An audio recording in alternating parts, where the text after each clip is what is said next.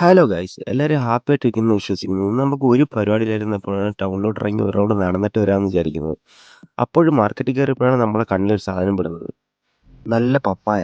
ചിലയിടത്ത് ഓമയ്ക്ക, പപ്പായ അങ്ങനെ പല പേരും ആണെങ്കിലും സാധനം ഒന്ന് തന്നെയാണ്. പിന്നെ ഒന്നും നോക്കിയില്ല, നമ്മൾ അവനെ അങ്ങ് തൂക്കി. അപ്പൊ ഇതാണ് നമ്മൾ ഇന്ന് മേടിച്ച പപ്പായ. അപ്പൊ ഇത് നമുക്ക് ഇന്ന് കട്ട് ചെയ്യുന്ന വീഡിയോ കാണാം. ബൈ.